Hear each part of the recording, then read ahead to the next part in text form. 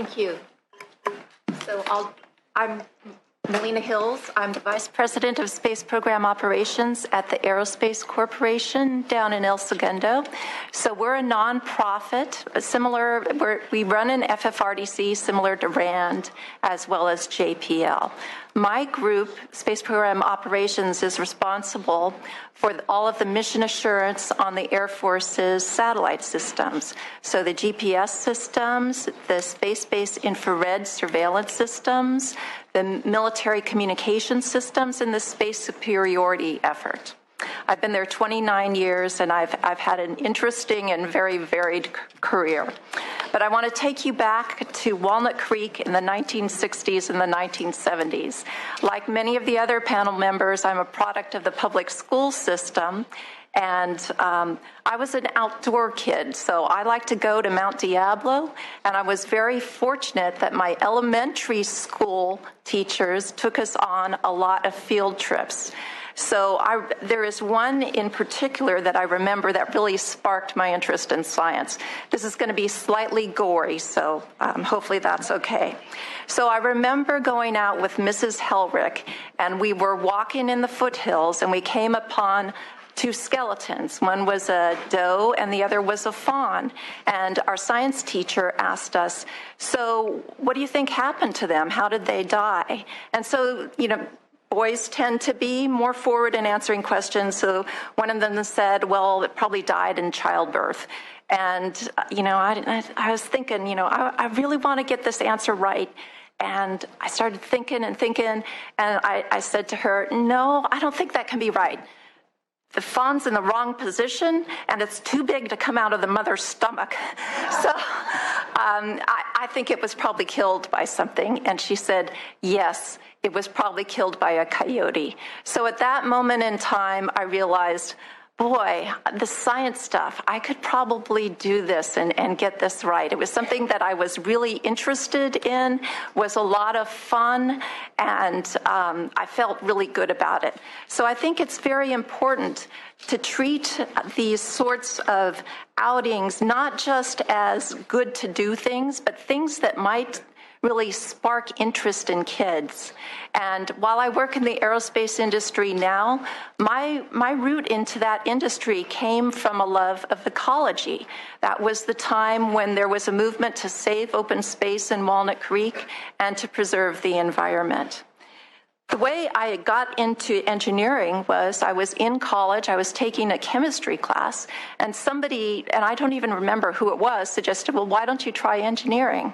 So I tried out a chemical engineering class, and what I found there was that I really enjoyed the power of being able to explain the way things work.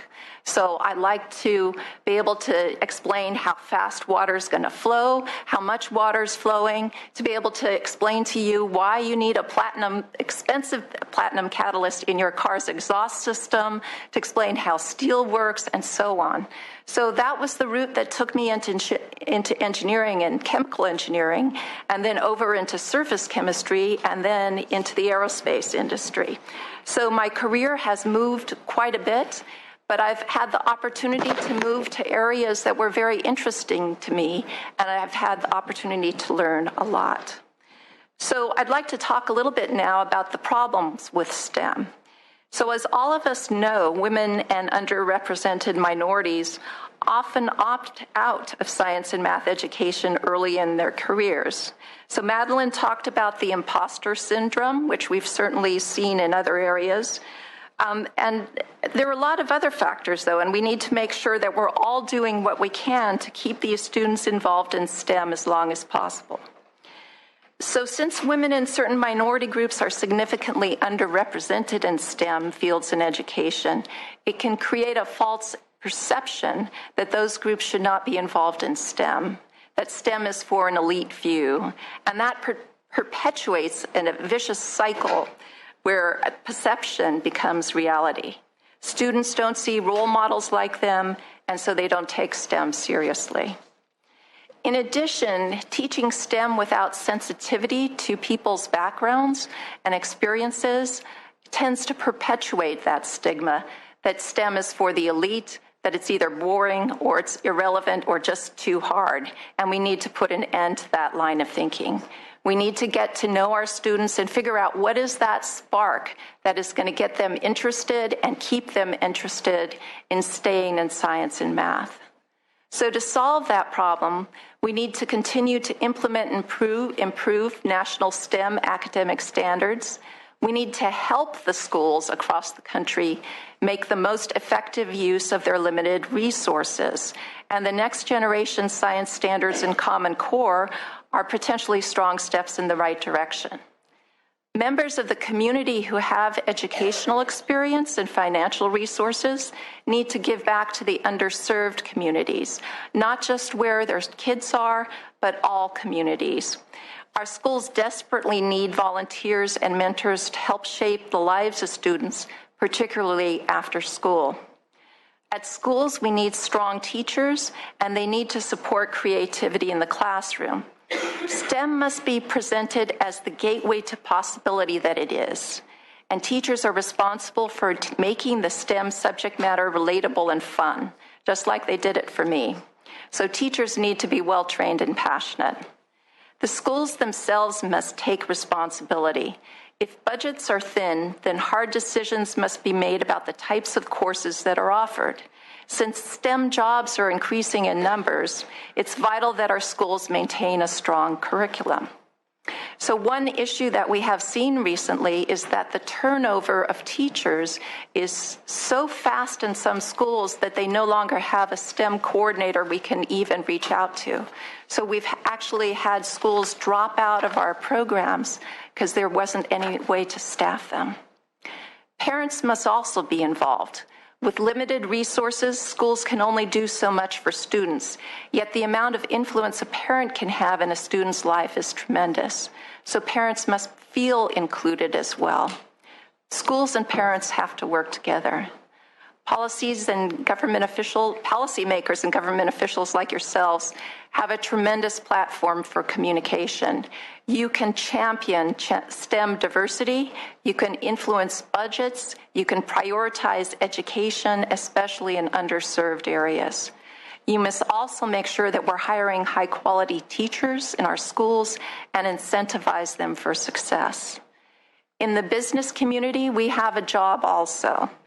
Businesses have the jobs that students will one day apply for, and we need to make sure that pipeline is out there. We can provide internships and outreach programs that offer hands-on experience to students. Encouraging young people to take an interest in STEM will help nurture the next generation of potential employees.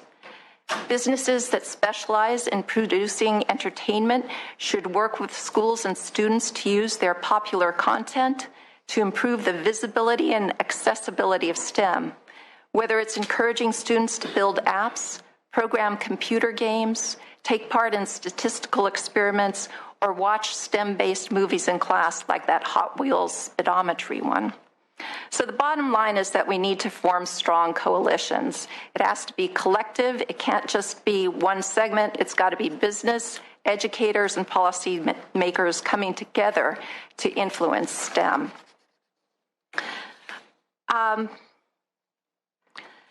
So at Aerospace, I'll talk a little bit about some of our STEM activities.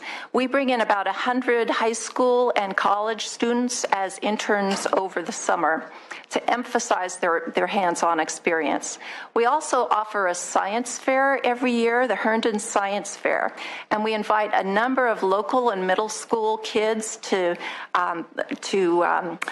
demonstrate their own research projects, and they interact with the engineers and scientists. They have to present their research, and so they get some experience in both presenting themselves to an audience, and they also are then judged on their performance and have the opportunity to win an internship at Aerospace also. We have a robotics team that we sponsor where high school students get to build a rocket to perform several predetermined tasks, and we send folks out to different local schools. We have different experiments that they help the students set up. Sometimes we'll teach high school students how to run an experiment. We had one in laser comm recently, and then the high school students will teach the middle school students how to do it. So it sort of propagates an interest throughout all the kids, and the high school students really enjoy teaching the younger students. So all of these programs are designed to reach out to young people who are on the cusp of their professional careers, and we want to make a difference in that very critical time in their lives. So I'm proud to say that at Aerospace Corporation, over 35% of our corporate officers are women, and over 30% of our board members. In the past 15 years, we've increased the percentage of the female members of the technical staff from 13% to 18%. That's an ongoing activity. We have to use metrics to monitor our pipelines and also to look at the different pipelines to figure out what is being effective in recruiting people and what has not been effective in gaining diversity. We also continue to work on retention. We have mentoring and coaching programs, and these are important in order to make sure that folks are taking the opportunities open to them. When we talked about the not wanting to, the imposter syndrome and not wanting to make a mistake because that will then, make other women look bad. You really have to talk to young women about when we made mistakes. All of us make mistakes, but we recover from them. And these women are not going to take risks that are important to their career. They're not going to take the hard assignments if they don't feel like they can occasionally make a mistake. So all of that kind of coaching is also important to making sure that women are doing their best in their current jobs. So we're practicing diversity and inclusion at the Aerospace Corporation, and we need to expand this to business, political, and the educational communities. We can all do better. In order to make real change, we have to keep working, keep improving, and rededicating ourselves to diversity and inclusion in order to make lasting progress. So thank you very much for the opportunity to speak to you today.